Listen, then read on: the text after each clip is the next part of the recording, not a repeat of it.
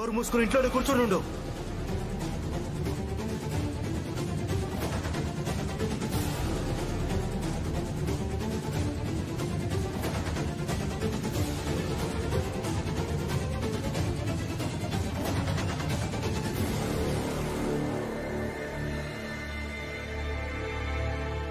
ఈ ఇంట్లో అందరికంటే ముందు ఎవరైనా చనిపోవాలంటే అది నేనే. ఎందుకంటే ఈ ఇంట్లో ఏదైతే జరుగుతోందో అది నా కారణంగా జరుగుతోంది. దీన్నంతటికీ బాధ్యత నేను తీసుకుంటున్నాను. తుపాకీ తీయండి, ఇక నన్ను కాల్ చేయండి.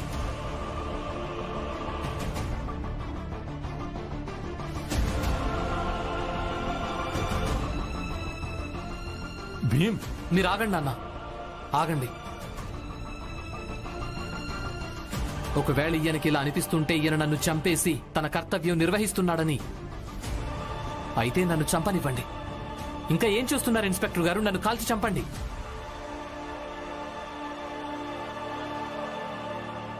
కానీ నాన్న, ఒకవేళ నేను చనిపోతే గనక తర్వాత ఈయన్ని మాత్రం అస్సలు వదిలిపెట్టొద్దు.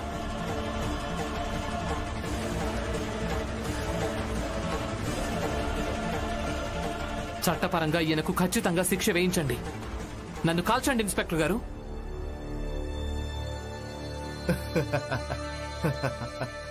ఏంటి భీమరావు, ఈ మాత్రం చట్టం నాకు కూడా తెలుసు. ఏది నిర్ణయమైందో దానికి కట్టుబడి ఉండాలని. ఇప్పుడు నువ్వు ఇంటి లోపల నిలబడి ఉన్నావు, అందుకే కాల్చి చంపమని చెప్తున్నావు. ఎలా చంపాలి? ఇంట్లో నుంచి బయటికి రా, అప్పుడు చూడు నిన్ను ఎలా కలుస్తాను.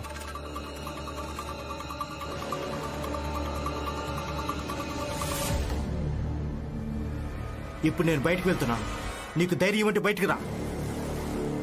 రే, త్వరగా కట్టండి, గుమ్మానికి తాడు కట్టండి, త్వరగా కట్టండి.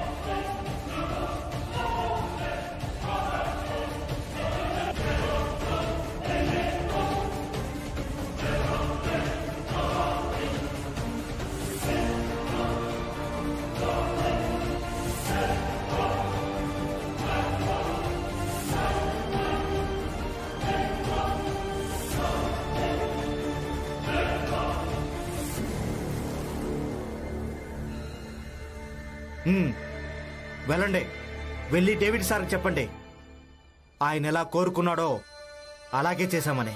వెళ్ళండి. ఇక మీరందరూ ఎవరిలోనైనా ధైర్యం ఉంటే వాళ్ళు బయటకు చూపించండి.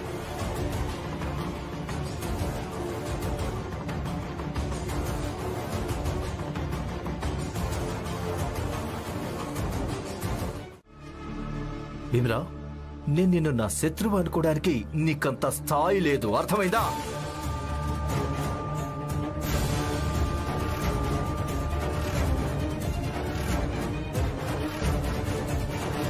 అంత బెంగగా ఉందా ఈ ఆకలి దప్పికలతో ఉన్న ముష్టి వాళ్ళ గురించి? నువ్వు ఒక పని చేయి, డేవిడ్ సార్ చెప్పింది విను. వెళ్ళి ఆయన దగ్గర ఉద్యోగం చేయి. అందరికీ నీళ్లు దొరుకుతాయి, ఎవరు దాహంతో ఉంటారు.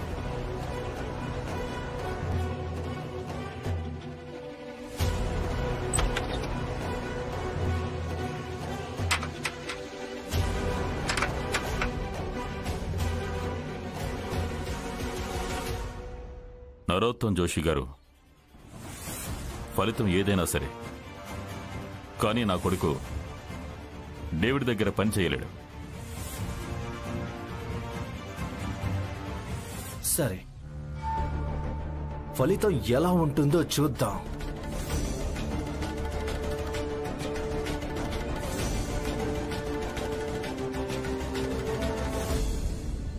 వెనక చూడు రామ్జీ, వెనక్కి చూడు, చూడు చూడు ఫలితం ఎలా ఉందో. అందుకే కేవలం చట్టం పేరు చెప్పి మీరొకరిని కాల్చి చంపడానికి అస్సలు వీల్లేదు. భీమరావ్,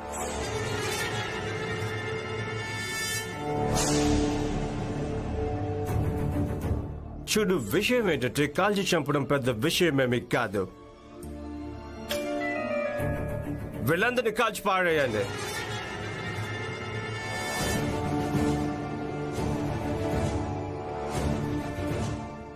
తర్వాత చట్టానికి ఏం చెప్తామంటే వీళ్ళు పారిపోతున్నప్పుడు వీళ్ళని ఎన్కౌంటర్ చేశామని, అంత చనిపోయారని. ఇక సాక్ష్యం మేమే చెప్తాం.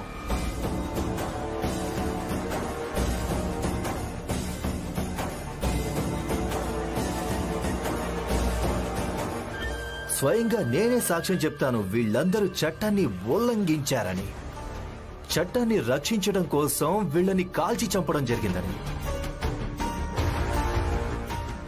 ఆగండి.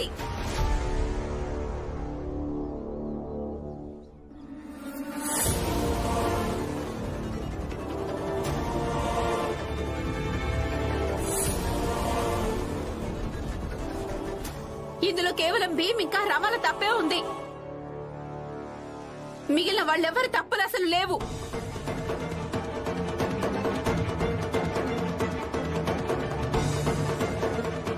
మా ఇద్దరిని కాల్చి చంపేయండి, వాళ్ళందరినీ వదిలేయండి.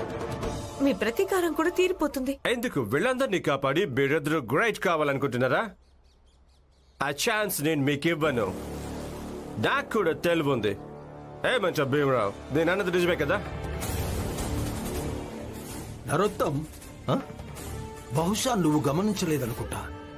ఇంతమంది మాట్లాడారు కానీ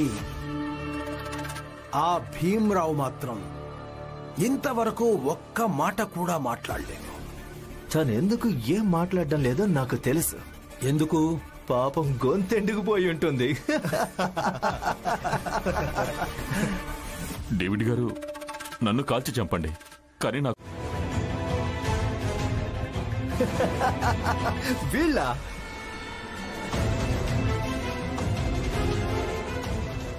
శోభ కొడుకు, అలాగే ఈ వ్యక్తి హేతను కాపాడుతాడా మిమ్మల్ని ఈ తుపాకులు పట్టుకున్న సిపాల నుంచి? మీరు ఎవరిని వ్యక్తి అంటున్నారో ఆయన చేతిలో ఏముందో కొంచెం చూడండి. మీరు ఆయన చేతిలో కాపీ ఇంకా కలం ఉంది. ఇక మీకు తెలిసే ఉంటుంది కలానికున్న శక్తి ఎప్పటినుంచో కత్తులు తుపాకుల కంటే కూడా చాలా ఎక్కువ అని. ఇక మీ భాషలో చెప్పాలంటే the pen is mightier than the sword. ఇతనేం చేయగలడు? నేను ది బాంబే క్రానికల్ సబ్ ఎడిటర్ని. ఒకవేళ మీరందరూ ఇక్కడ ఏం చేసినా అది రేపటి పేపర్లో అచ్చువేయబడుతుంది. ఇక ఆ తర్వాత మీ గతి ఏమవుతుందో అది మీరే ఆలోచించుకోండి.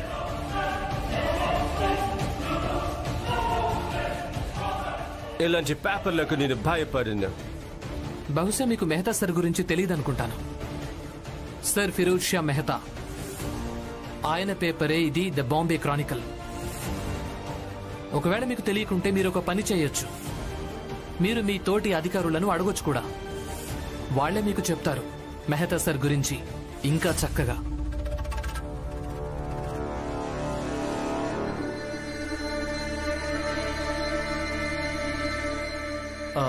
డేవిడ్ సార్, ఈ మెహతా సాహెబ్ చాలా పెద్ద వ్యక్తి.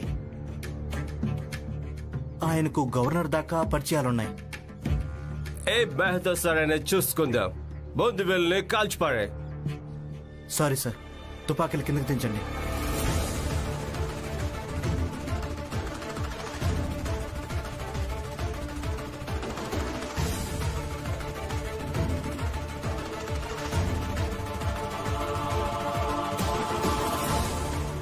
వాట్? సారీ, ముందు వెళ్ళి కాల్చిపాడేయండి. Sorry sir. Sorry sir. Fire!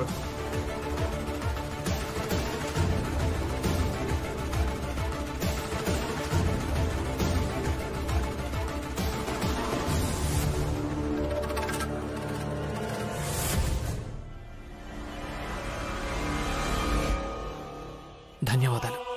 ఇక నేను బయలుదేరుతాను.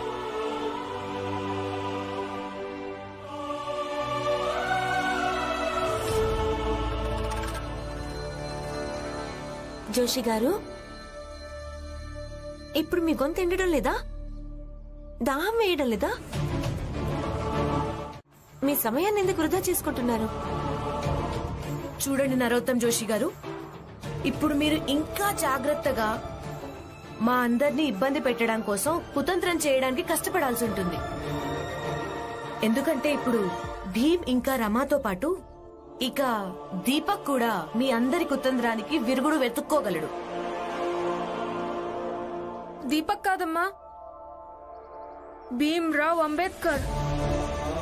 కేవలం ఒక వ్యక్తి కాదు, తనొక భావం.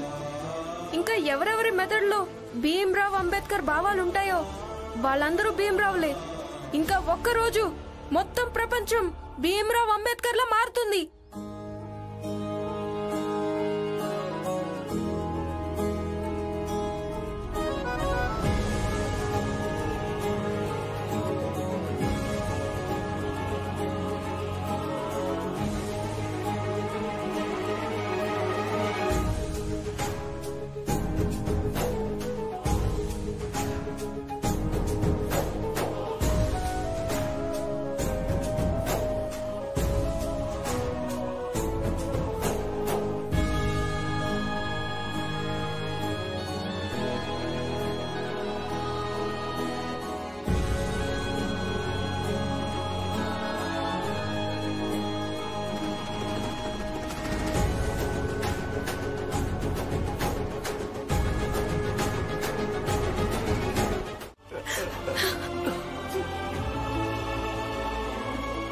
ఆనంద్ అన్నయ్య,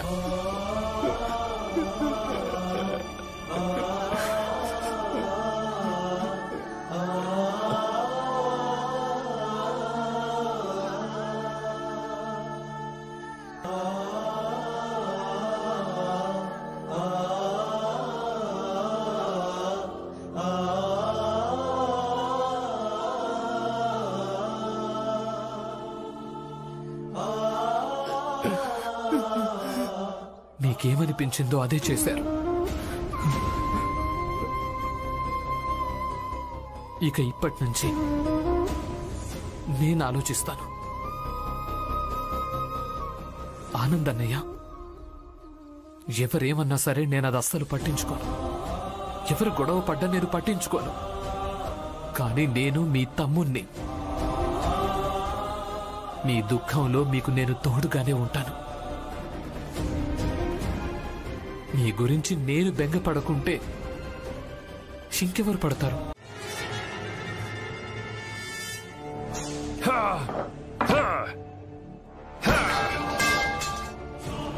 ఇది కరెక్ట్ కాదు, ఏ మాత్రం కరెక్ట్ కాదు. అంత కష్టపడిన తర్వాత కూడా ఆ భీమ్రావును, వాడి బస్తీలోని వాళ్లను అసలు ఏమీ చేయలేకపోయాను. ఇక సరిగ్గా సమయానికి ఆ శోభ కొడుకు దీపక్ వచ్చి ఆట మొత్తం నాశనం చేశాడు.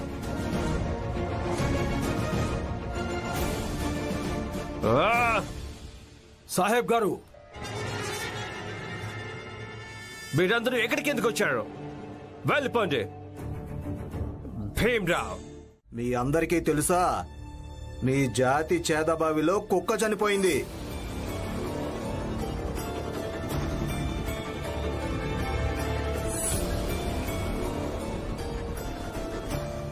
మాకు తెలుసు. తెలుసుంటే మీ బతుకులు ఎలాగో చచ్చినట్టే ఉన్నాయి. పైగా చనిపోయిన కుక్క వల్ల దుర్గంధమైన నీళ్లు తాగుతారా మీరు? చావనైనా చేస్తాం, కానీ దుర్గంధమైన నీళ్లు మాత్రం తాగం.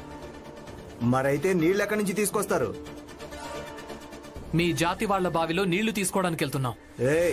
అసలేం వాగుతున్నావు? మా బావిలోంచి నీళ్లు తీసుకొస్తారా? నువ్వు స్పృహలోనే ఉన్నావా? నేను మీతో స్పృహలో ఉండే మాట్లాడుతున్నాను. మీరొక పని చేయండి. ముందుగా మిమ్మల్ని మీరు ఒక ప్రశ్న వేసుకోండి. అందరి దాహం ఒకేలా ఉన్నప్పుడు నీళ్లు మాత్రం విడివిడిగా ఎందుకు? బావులు వేరువేరుగా ఎందుకు? మీకు జవాబు దొరికినప్పుడు అప్పుడు మీరు మమ్మల్ని మీ బావిలో నీళ్లు తీసుకోకుండా ఆపండి. అలాగే ఇంకో విషయం మీరు బాగా గుర్తుపెట్టుకోండి. శుద్ధమైన స్వచ్ఛమైన నీళ్లు తాగటం ఇది మాకున్న హక్కు. ఇక ఈ హక్కు మా నుంచి ఎవరు దూరం చేయలేరు. అలాగా? మీరు మా బావిలోంచి నీళ్ళు ఎలా తోడుకుంటారో నేను చూస్తాను. మీరు మా బావిలో నీళ్లు తాగుతారా? ఉండండి, నేను ఇప్పుడే వస్తాను.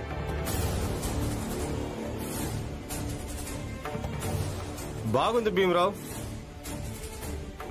తనకు కూడా ఉపన్యాసం వినిపించావు కదా. ఇప్పుడు తను వెళ్లి తన జాతి వాళ్ళందరినీ వెంట పెట్టుకొస్తాడు. ఇక నువ్వు వాళ్ళకు కూడా నీ ఉపన్యాసం బాగా వినిపించు. అసలు నేను ఉదయం నుంచే చెప్తున్నాను, మన జాతి వాళ్ళ రెండో బావి ఇక్కడికి 10 కోసుల దూరంలో ఉంది. అక్కడికే వెళ్లి నీళ్లు తెచ్చుకుందామని. నీళ్ల కోసం 10 కోసుల దూరం నువ్వు వెళ్ళు, నేను మాత్రం వెళ్ళను. భీమరావు ఎక్కడ చెప్తే నేను అక్కడి నుంచే నీళ్లు తెచ్చుకుంటాను. రామ్జీ, నువ్వు నీ కొడుక్కి కొంచెం నచ్చజెప్పు. తను పెద్ద జాతి వాళ్ళను రెచ్చగొట్టొద్దని. పెద్ద జాతి వాళ్ళతో పెట్టుకోవడం మనకు పెద్ద సమస్యగా మారుతుంది.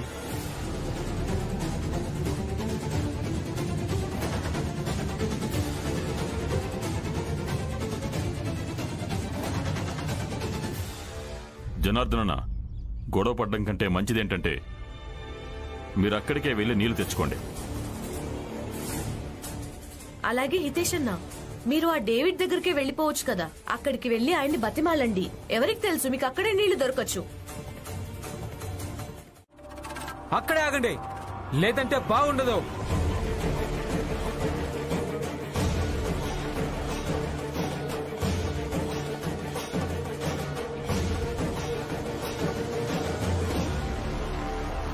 అసలు నేనైతే ముందే చెప్పాను ఇక్కడ ప్రమాదమని. వేరే చోటుకెళ్ళి నీళ్లు తెచ్చుకుందామని. కానీ విన్నారా? అనుభవించండి. ఓ హితేష్ బాబాయ్, మీరెందుకు వెళ్ళిపోలేదు? పిల్లిలాగా మా వెనకాలొచ్చి మాకే సలహాలు ఇస్తున్నారు. రమా, ఆయన ఎక్కడికి వెళ్ళడు. ఆయన మన వెంటే ఉంటూ మనల్ని బలహీనపరచడానికి ప్రయత్నిస్తూ ఉంటాడు. కానీ ఒక విషయం గుర్తుపెట్టుకోండి, మనం బలహీనపడిపోకూడదు.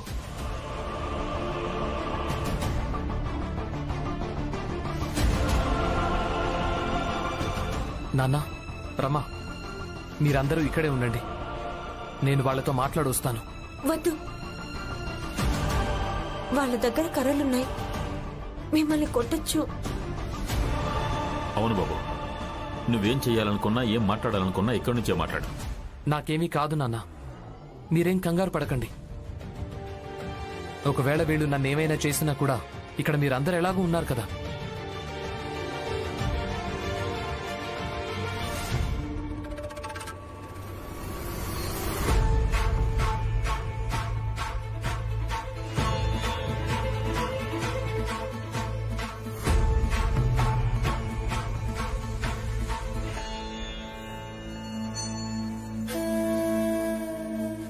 సోదరులారా, గుర్తుంది కదా,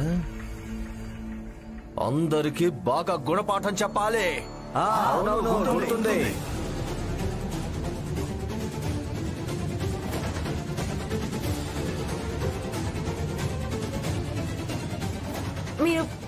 మీరు వెనక్కి రండి. వాళ్ళంతా మీతో మాట్లాడరు, కేవలం మిమ్మల్ని కొట్టాలనుకుంటున్నారు. రమా, భీం వాళ్ళతో ఏం పోట్లాడాడు? పోట్లాడేంత ధైర్యం లేకపోతే మరి ఇక్కడికి ఎందుకు వచ్చినట్టు? చూడండి, మేం మీ బావిలోంచి నీళ్లు తోడుకోం. దాంతో మీ బావి అలాగే బావిలో నీళ్లు అశుద్ధం అయిపోవు. మాకు కేవలం నీళ్లు కావాలంతే. పొద్దున్నుంచి ఎవరింట్లోనూ వంట కూడా వండలేదు. మా ఆనందన్నయ్య మందులేసుకోవాలి. వాటి కోసం కూడా మా దగ్గర నీళ్లు లేవు. అందరికీ చాలా దాహం వేస్తోంది. ఇదిగోండి నా కుండ. మీరెవరికైనా నీళ్లు తెచ్చి కుండలో పొయ్యమని కాస్త చెప్తారా? అందరి కుండల్లో బకెట్లలో నీళ్లు నింపివ్వండి. మేము ఇక్కడి నుంచి ఇప్పుడే వెళ్ళిపోతాం. నీళ్ల కోసం వచ్చాం, అది మా నిస్సహాయత, అందుకే వచ్చాం. మీతో పోరాడడానికి రాలేదు. కానీ ఈ ఒక్క విషయంలోనే తృప్తిగా ఉంది. ఎక్కువ ఆలస్యం కాకముందే మాకు తెలిసిపోయింది. ఈ విషయంలోనే బాధగా ఉంది అత్తయ్య. అందరికీ ఈ విషయం తెలిసినప్పటి నుంచి ముందు కంటే ఎక్కువగా ఆందోళన పడుతున్నారు. ఇప్పుడు మీరే చూడండి అత్తయ్య, ఈ విషయం భీమ్కు తెలియగానే వాడు నీళ్లు తీసుకురావడానికి వెళ్ళిపోయాడు. అసలు ఇక్కడ ఏం జరుగుతుందో కూడా తెలియట్లేదు.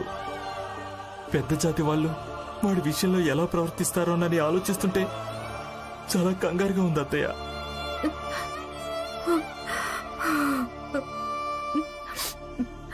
చూడు, నువ్వు ఏం బాధపడకు. ఏం జరగాలో అదెలాగో జరుగుతుంది. ఇన్ని సంవత్సరాల నుంచి భీం పోరాటాలు చేస్తున్నాడు. ఇక బెంగ అయితే ఎప్పుడూ అంతే ఉంటుంది. కానీ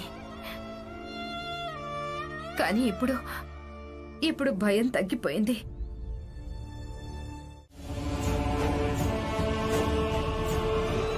చూసావా రామ్జీ, నీ కొడుకు పిరికి వాళ్ళ ఉన్నాడు. ఛ! నేను ముందు నుంచే చెప్తున్నాను, భీమ్రావ్ ధైర్యవంతుడు కాదు, కేవలం తెలివైన వాడని. ఇప్పుడు చూడండి ఎలా ఒక్క గెంతులో పారిపోయాడు.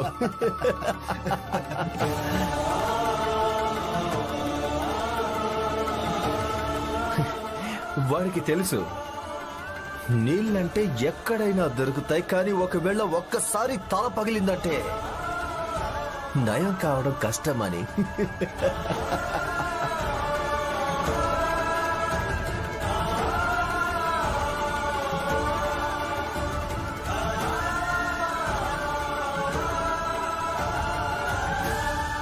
అసలు నేను ముందు నుంచి చెప్తున్నాను, ఏదైనా దూరం ఉన్న బావి నుంచి నీళ్లు తెచ్చుకుందామని.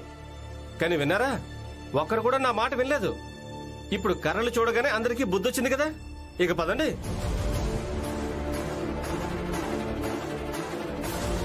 అది తన ఇష్టం, ఇంకేముంది? తనకెప్పుడు ఏదనిపిస్తే అప్పుడు అదే చేస్తాడు. ఇక మిగిలింది వాళ్ళ నాన్న, తన భార్య, అలాగే బస్తీలో మరో 3-4 ఉన్నారు. భీమ్ ఏం చెప్పినా సరే వాళ్ళు అదే చేయడం కోసం సిద్ధంగా ఉంటారు. ఇదేంటి, మేమైతే భీమ్రావ్ పోరాడతాడని విన్నాం, కానీ ఇక్కడ ఈ 4 కర్రల్ని చూడగానే పారిపోయాడు. తప్పుగా విన్నామేమో.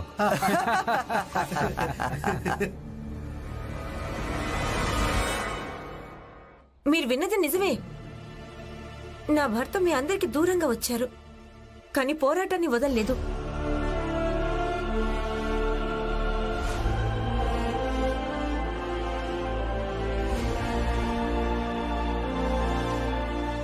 మేమంతా ఇక్కడ ధర్నా చేస్తాం.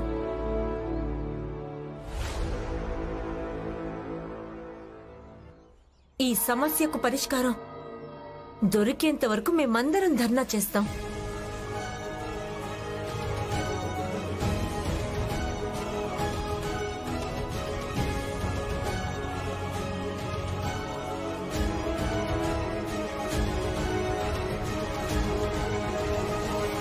అవును,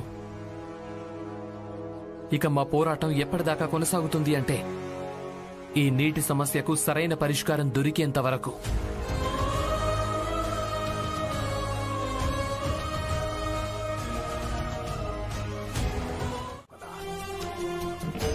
మరి నీకు కనిపించడం లేదా?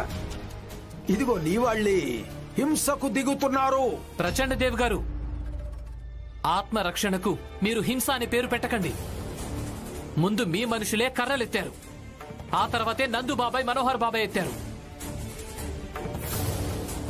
మీకు నేను నమ్మకంగా చెప్తున్నాను, నందు బాబాయ్, మనోహర్ బాబాయ్ అలాగే దీపక్ ఎవరికి కూడా హాని కలిగించలేరు.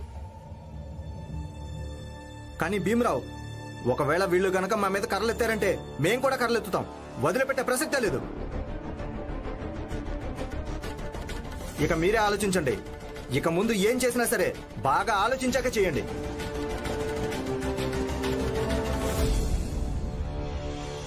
భీమ్రావ్, నీకు తోడుగా మేమున్నాం.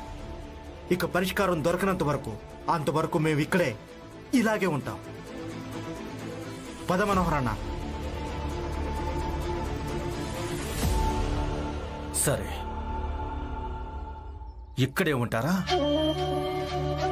అయితే ఉండండి, ఇక్కడే ఆకలి దప్పికలతో చావండి. రండి.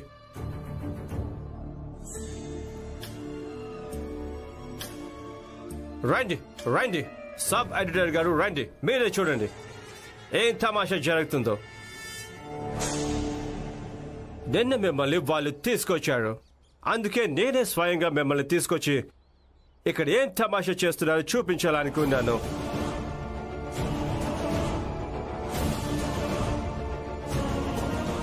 మీకు న్యూస్ అచ్చు వేయడం చాలా సరదా కదా, అయితే అచ్చేయండి, అచ్చు వేయండి.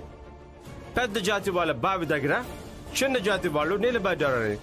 అలాగే ఇది కూడా అచ్చు వేయండి, 2 జాతుల దగ్గర కర్రలున్నాయని. అది నువ్వు చూసుకోవాలి కదా, నువ్వే చూసుకో. బాంబాయిలో మీ జాతి వాళ్ళ బావులు ఎన్నో ఉండొచ్చు, అక్కడికే ఎందుకు వెళ్ళడం లేదు?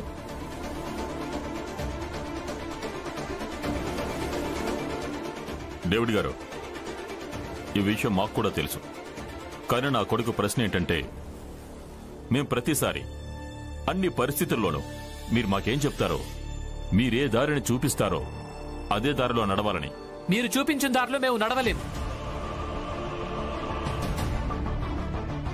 ఒకవేళ ఈ రోజు మీరు ఎన్నిక చేసిన దారిలో నడిచామనుకోండి డేవిడ్ సార్, రాబోయే మా తరాలన్నీ దారి తప్పిపోతాయి. మేము ఇక్కడి నుంచి ఎక్కడికి వెళ్ళాం. నీళ్లు తీసుకుని వెళ్తాం, అది కూడా ఇదే బావి నీళ్లు తీసుకుని వెళ్తాం.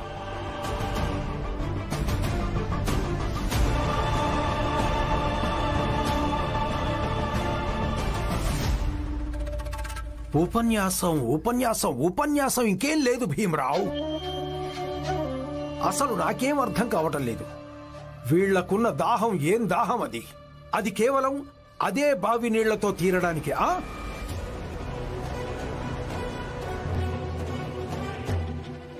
చెప్పు, అసలు నీకున్నది ఏం దాహం? అది కేవలం ఇదే బావి నీటితో తీరడానికి చెప్పు. దాహమే నరోత్తమ్ జోషి, దాహమే.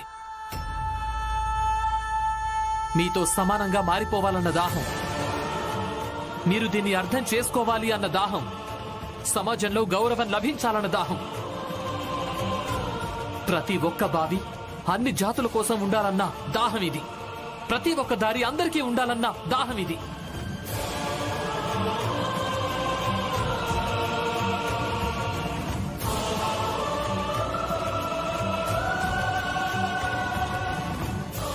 ఇంకెప్పుడు ఏ ఇన్స్పెక్టర్ అయినా కూడా, అలాగే ఏ డేవిడ్ సార్ అయినా కూడా మమ్మల్ని విడిగా చూడకూడదు అన్న దాహం ఇది.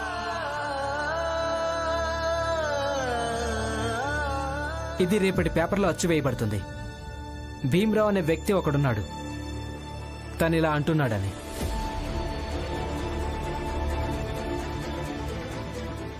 సార్, ఇది కూడా వచ్చేయండి.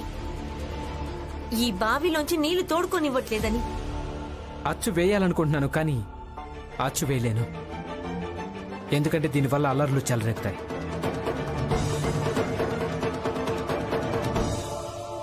చూడండి, ఈయన కూడా చేతులు తెస్తాడు. భీమ్, రమ, మీరు చెప్పింది ఇదే కదా. The pan is mightier than the sword. Your sword. ఇప్పుడేం చేస్తావు?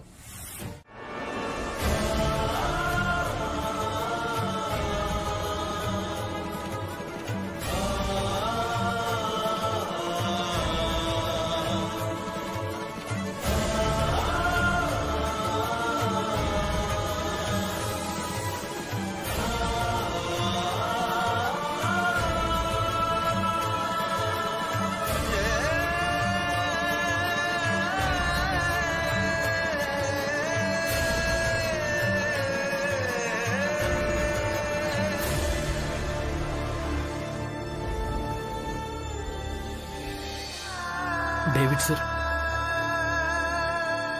నేను మీ ఎదురుగా చేతులు జోడించి వేడుకుంటున్నాను. మా ఆనందన్నయ్య మందులేసుకోవాలి. మందులేసుకోవడానికి సరిపడా నీళ్ళివ్వండి. లేదంటే కేవలం ఒక్క గ్లాస్ నిండా నీళ్ళైనా ఇవ్వండి ప్లీజ్. బాగుంది. Prashanth Dev, let me make it little easy for him.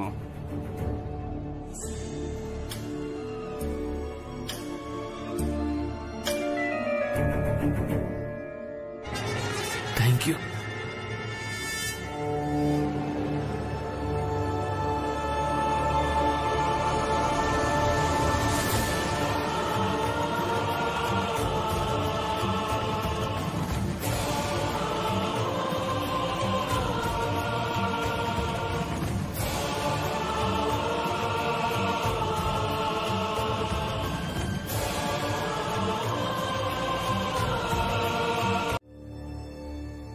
ఏ పనైనా ఎప్పుడైనా ఆవేశానికి లోనయ్యి చెయ్యొద్దని.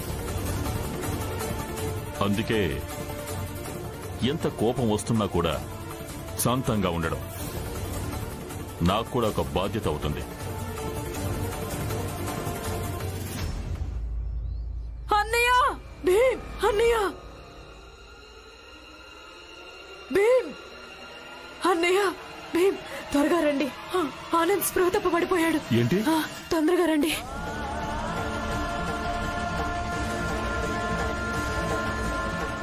అన్నయ్య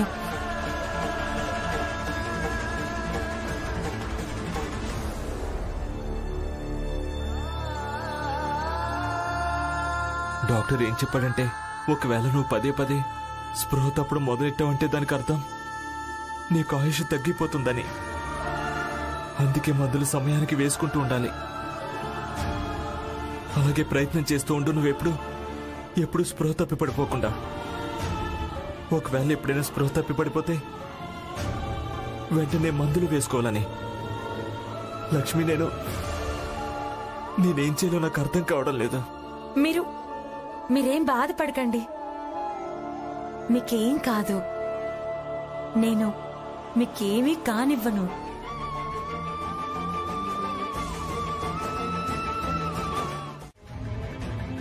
సామాజిక గౌరవం, సామాజిక మర్యాద, సామాజిక ప్రతిష్టను కాపాడటం కోసం ఒకవేళ మనలో ఎవరైనా గాయపడినా కూడా పెద్దగా తేడా ఏం లేదు. కొట్టండి. ఆగండి. Hold I say. వెనక్కి. Go back. ఎవ్రీవన్. వెనక్కు శిక్ష పడుతుంది. ఖచ్చితంగా పడుతుంది. కానీ కర్రలతో కాదు. ప్రస్తుతం ఎక్కడి నుంచి పదండి. సాహెబ్ గారు, మీరేమనుకుంటున్నారు? వీళ్ళందరికీ గుణపాఠం చెప్పకుండా మనం ఇక్కడి నుంచి ఎలా వెళ్ళగలం? వీళ్ళకు గుణపాఠం చెప్దాం. ఎలాంటి గుణపాఠం అంటే వీళ్ళు జీవితం అంతా గుర్తుంచుకోవాలి. భీమ్రావ్, గుర్తుందా? నువ్వే చెప్పావు ఈసారి పోరాటం పరిష్కారం దొరికేదాకా పోరాటం జరుగుతుందని. అయితే నేను కూడా నీకు ఈసారి ఎలా దెబ్బతీస్తానంటే నువ్వు జీవితం అంతా గుర్తు పెట్టుకుంటావు.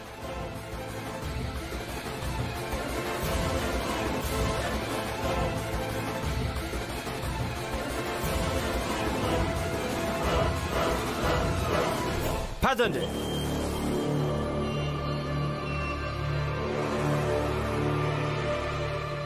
ఈరోజు ఈ తెల్లోడి కారణంగా మీరందరూ బ్రతికిపోయారు. కానీ మీరందరూ చేసిన దానికి శిక్ష మీకు ఖచ్చితంగా పడుతుంది.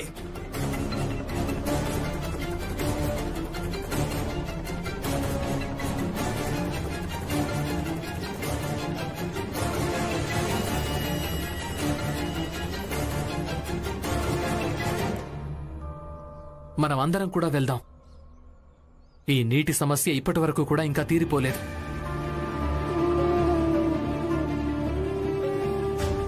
అన్నయ్య, మీ ఆరోగ్యం కొంచెం జాగ్రత్త. వదిన, మీరు అన్నయ్య వెంటే ఇక్కడే ఉండండి. అక్కడికి రావాల్సిన అవసరం లేదు.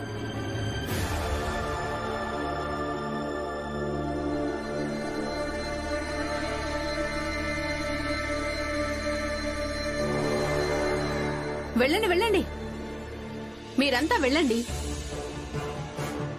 నేనైతే నాకు కావలసిన నీళ్లు తీసుకొచ్చాను. ఇక మీరంతా మీ సంగతి చూసుకోండి. ఇప్పుడు నేను వంట కూడా వండుతాను, అలాగే చక్కగా తింటాను. వెళ్ళండి వెళ్ళండి వెళ్ళండి. అద్భుతం జీజాబాయ్, అద్భుతం. నిజంగా నువ్వు చాలా మంచి పని చేసావు. అసలు మా మెదడే పని చేయలేదు, లేదంటే మేము కూడా నీళ్లు తీసుకునేవాళ్ళం.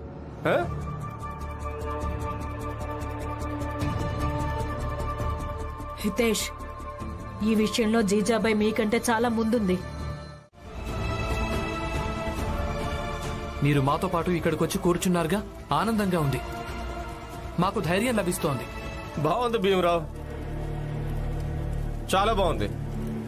నీకంటే ధైర్యం లభిస్తోంది, కానీ మాకేం లభిస్తుంది? పొద్దున్నుంచి ఇక్కడే కూర్చున్నాం. ఒకసారి మనం పరిగెత్తి బస్తీకి వెళ్ళాం, అలాగే అక్కడి నుంచి మళ్ళీ తిరిగి వచ్చాం. వాళ్ళంతా తిని తాగుతున్నారు, ఇక మేమంతా ఆకలి దప్పులతో ఉన్నాం. చూడు భీమరావు, నేను నిన్ను ఒక్క విషయం అడగాలనుకుంటున్నాను. నువ్వెప్పుడు చెప్తూ ఉంటావు కదా, నువ్వు చూపించిన మార్గంలో నడవడం వల్ల ఎప్పుడు గెలుపే లభిస్తుందని. కానీ గత కొన్ని గంటల నుంచి మనం ఓడిపోతున్నాం. ఇప్పుడు ఆకలి దప్పుల్ని తట్టుకోలేకపోతున్నాం. మేమేం చేయాలో చెప్పు చెప్పు.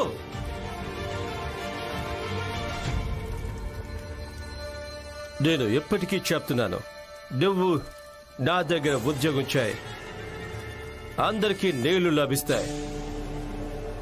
అనవసరంగా నువ్వు కూడా ఇబ్బంది పడుతున్నావు, అలాగే మమ్మల్ని కూడా ఆలసిపోయేలా చేస్తున్నావు. డేవిడ్ సార్,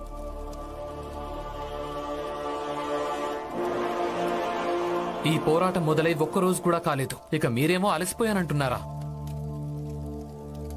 మేమిలాంటి పోరాటాలు శతాబ్దాలుగా పోరాడుతూనే వస్తున్నాం. ఇంతవరకు మేము అలసిపోలేదే.